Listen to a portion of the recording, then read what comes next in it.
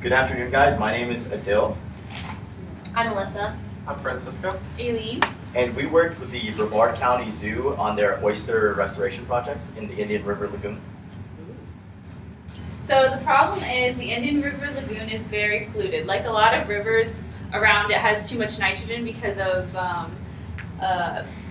pesticides and everything that goes into the river, boats. A lot of waste is dropped in there because it's like you're hanging out on the boat and, oh, I don't have anywhere to put this kind of thing. So there's a lot of pollution in there. And there's one solution that a lot of rivers or counties decide to do, and it's really expensive. So there is a woman at the UCF biology department. Her name is Linda Walters, and she decided she wanted to try something different.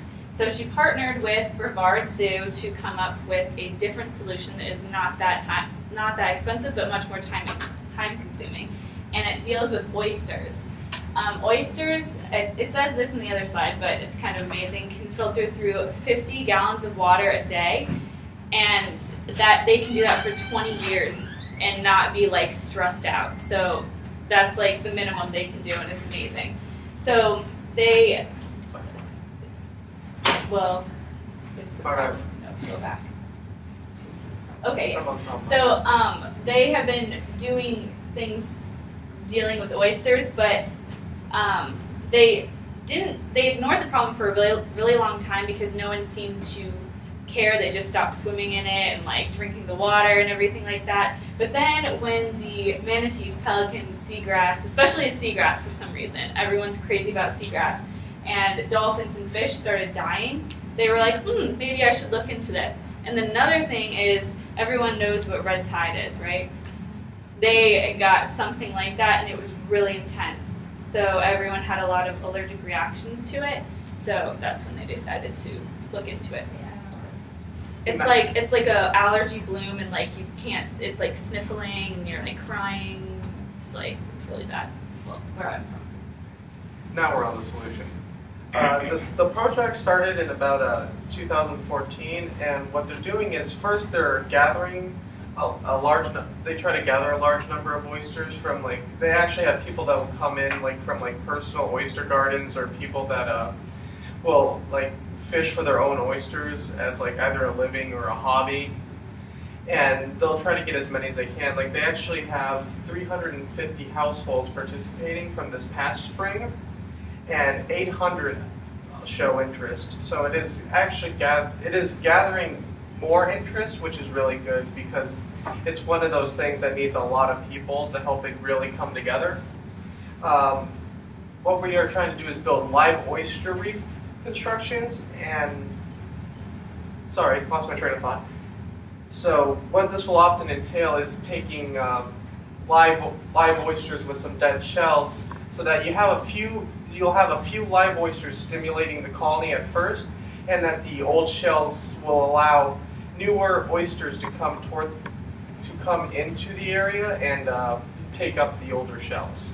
So it'll help to self-sustain it.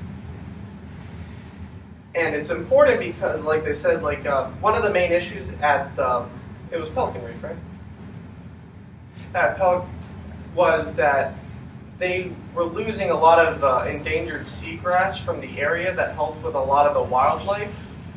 So one way they decided to preserve it and increase the production of seagrass was to add oyster reefs where they hadn't in an area where they didn't normally have oysters, because what it would do is the oysters would grow about 3 feet off the shoreline, and I lost the word. I'm terribly sorry. It would discourage, there we go, that's an important word for this sentence, discourage animals from going in and trying to eat all the seagrass, and would also discourage people from trying to walk in the area because oyster shells are really sharp. Also, oysters can filter 50 gallons of water a day for 20 years, so that also will help to take care of some of the pollutants in the area. So you guys are probably wondering, what did we do?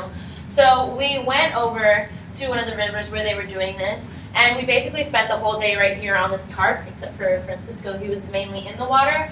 And so what we were doing is they brought a big truck of how he mentioned like the dried, dead oysters, and then people would raise their oysters, so they would throughout the day were bringing their live oysters. And these oysters are really big. I don't know if you guys can see, like it's almost the size of my head, kind of.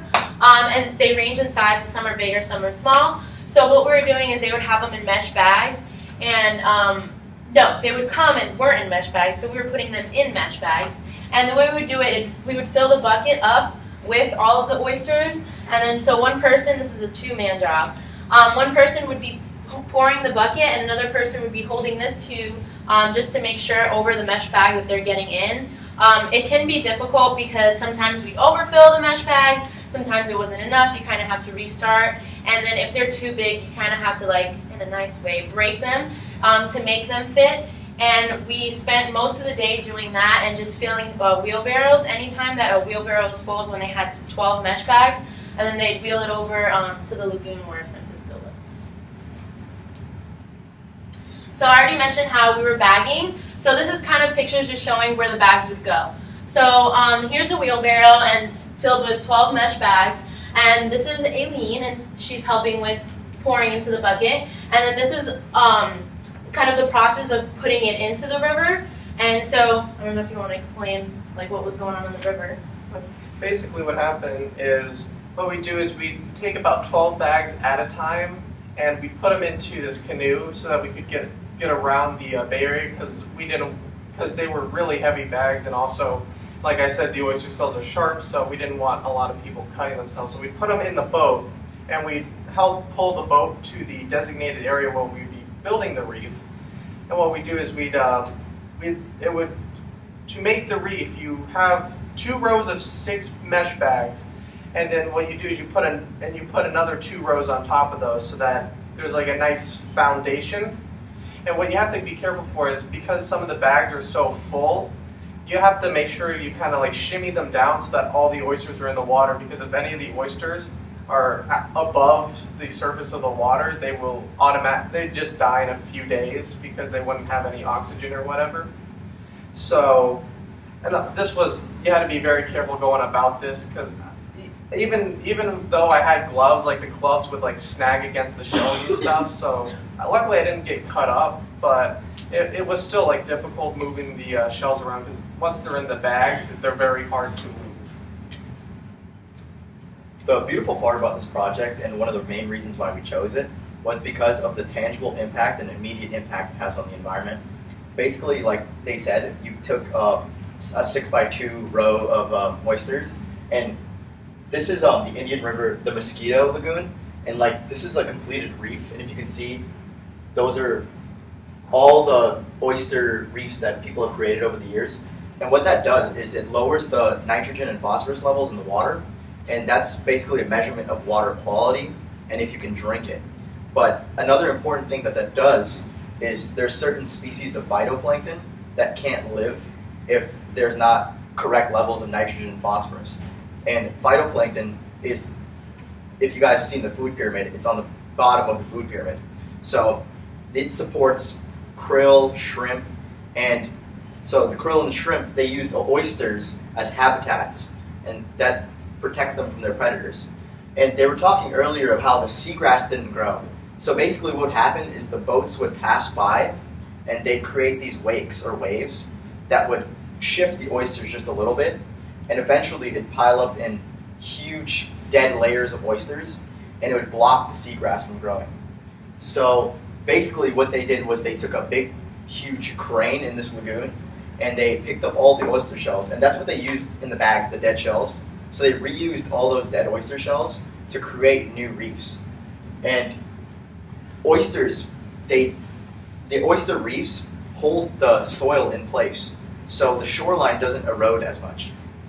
And it prevents shoreline erosion, and it creates even more habitats for more creatures to survive, and it supports animals at the bottom of the food chain. So if this at all interests you, like we mentioned, it sounds like it's simple, but it actually is something that takes much time and that they could really use help with. So So if you're at all interested in getting involved, we've provided some emails in there if you guys want to help out. Thank you.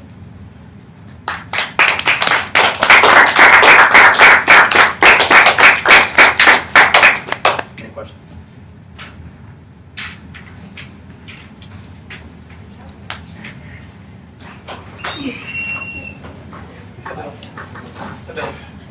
Oh. Yeah. Well, sorry.